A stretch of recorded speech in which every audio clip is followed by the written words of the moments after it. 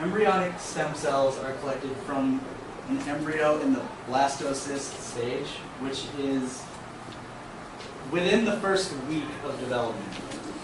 So, say after a week, a stem cell will look, or a embryo will look like this. It'll have cells surrounding the inner wall,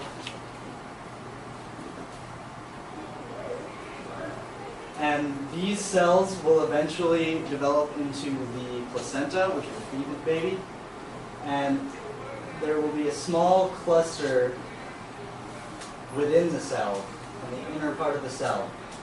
And these cells are what are collected, these cells are what are collected for stem cell research. So differentiated cells know what they're doing. They're blood cells, and that's how they're going to be, and that's all they're going to be. Whereas stem cells are what are known as undifferentiated cells.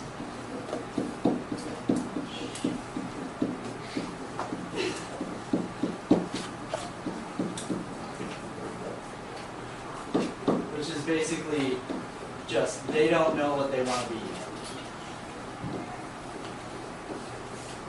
And the great thing about stem cells is that they can divide into any other type of cell. They can divide into brain cells, muscle cells, which can't regenerate on their own, and they can even divide into more stem cells.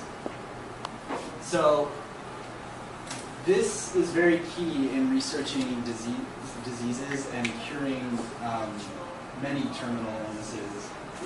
And wounds that would normally take large chunks of muscle can be repaired using stem cells in certain cases.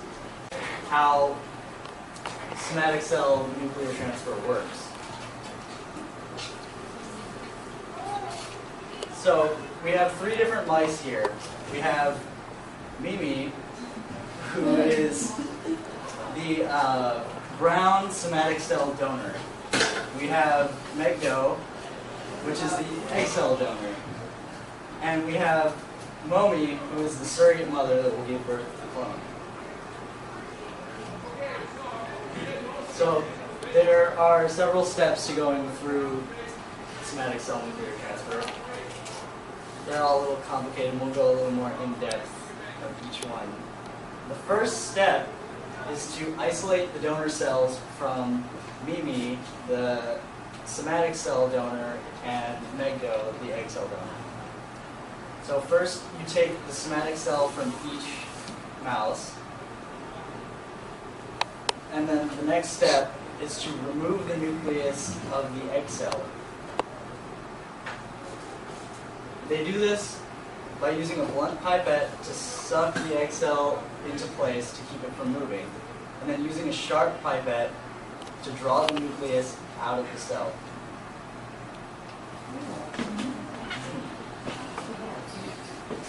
So now what they do is they get rid of the nucleus, but they keep the rest of the egg cell. And then we take the somatic cell and basically do the same thing. They use the blunt pipette to keep it in place, and the sharp pipette to draw the nucleus out of the cell.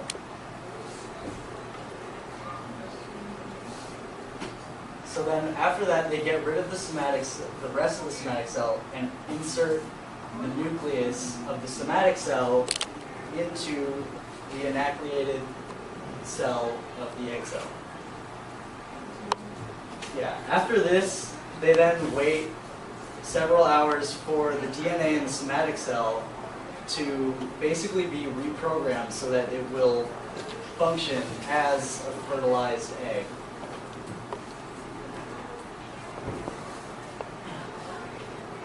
The next step in the process is to stimulate this new artificially fertilized egg by using a chemical that basically makes the cell act as though it has been fertilized by a natural cause. And then as time goes on, the cell starts to divide even more and more. So it's basically a developing embryo at this point. And by the time that it has developed into 16 different cells, they're able to take this small chunk of embryo and implant it into the womb of a surrogate mother. The surrogate mother then goes through the natural process of pregnancy and will eventually give birth to the new cloned mouse. Now at this stage, what color should the mouse be? Brown. Very good. Good job, all right. Which is basically just the combination of stem cell research using cloning. So what they do is they will take DNA from a patient with some sort of degenerate disease, and they will use their somatic cell to create a cloned embryo of the patient. And so the main benefit to this is basically that because the embryo has the same DNA as the patient, the stem cells drawn from that embryo have the same DNA as the patient and are more likely to be compatible with the patient's body, and it will be much less likely to reject any sort of transplant. So, say if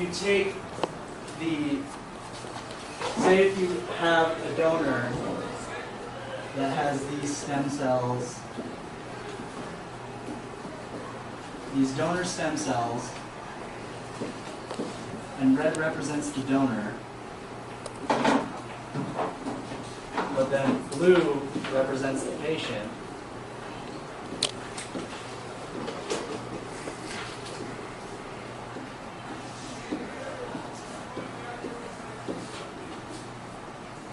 The odds of these two, the odds of the patient rejecting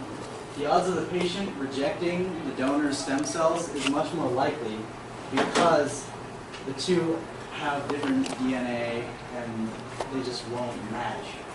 But through therapeutic cloning, they're able to take these stem cells from a cloned patient, from the cloned embryo of the patient, and use them on the patient so that it can get better. And that's about it. Yes? I have a question. So when you're drawing these little circle embryo things, are you saying that they're used on embryos? No. So these are the embryos, not exactly. So these are the embryos that we are actually using. So,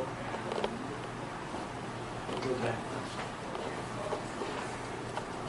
So, these are embryos from which we pull stem cells out of. And there are a few different types of cells in the embryo. There's these outer wall of cells that that would later on develop into the placenta, which is basically what feeds the fetus as it progresses through pregnancy and gets larger. But the cells that we actually draw from the embryo are this middle area here that have that potential to develop into different types of cells. So we're not using the stem cells on the embryo, we're taking the stem cells from the embryo. Yes? So you're using electronic techniques to create an embryo that'll match your DNA? Yeah. So that's basically the whole idea behind therapeutic cloning, is that you're cloning yourself so that you can use those stem cells without so much fear of your body rejecting them.